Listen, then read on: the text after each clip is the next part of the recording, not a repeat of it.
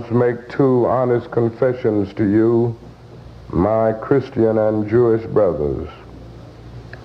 First, I must confess that over the past few years I have been gravely disappointed with the white moderate.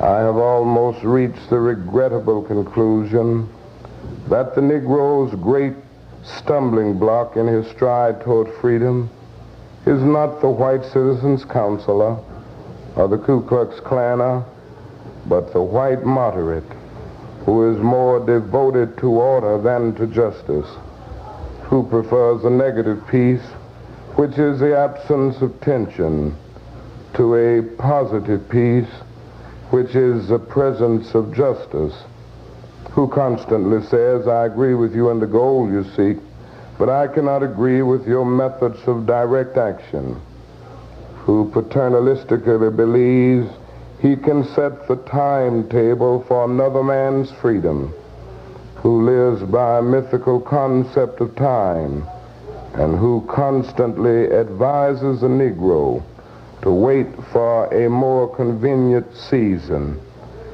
Shallow understanding from people of goodwill is more frustrating than absolute misunderstanding from people of ill will. Lukewarm acceptance is much more bewildering than outright rejection. I had hoped that the white moderate would understand that law and order exist for the purpose of establishing justice, and that when they fail in this purpose, they become the dangerously structured dams that block the flow to social progress. I had hoped that white moderates would understand that the present tension in the South is a necessary phase of the transition from an obnoxious negative peace in which the Negro passively accepted his unjust plight to a substantive and positive peace in which all men will respect the dignity and worth of human personality. Actually, we who engage in nonviolent direct action are not the creators of tension. We merely bring to the surface the hidden tension that is already alive. We bring it out in the open where it can be seen and dealt with, like a boil that can never be cured so long as it is covered up, but must be open with all its ugliness to the natural medicines of air and light.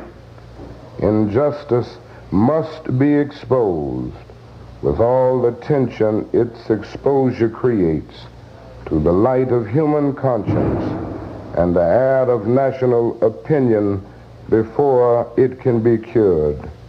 In your statement, you assert that our actions, even though peaceful, must be condemned because they precipitate violence.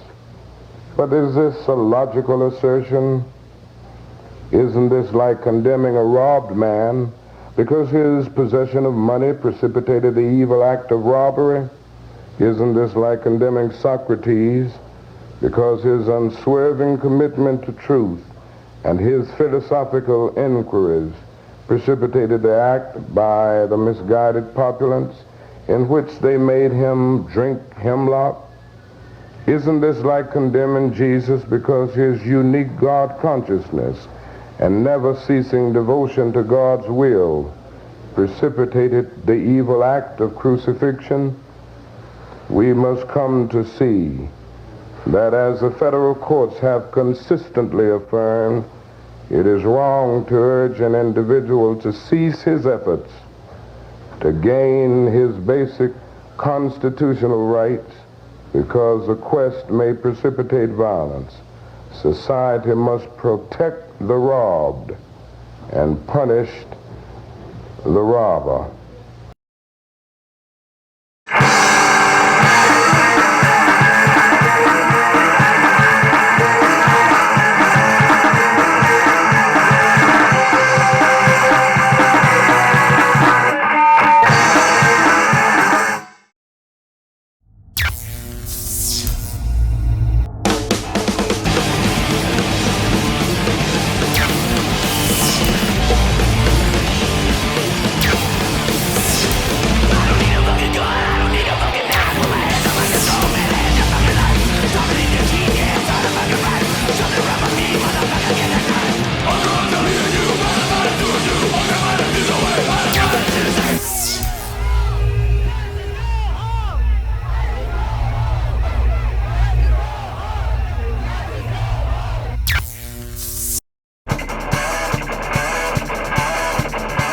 Thank you.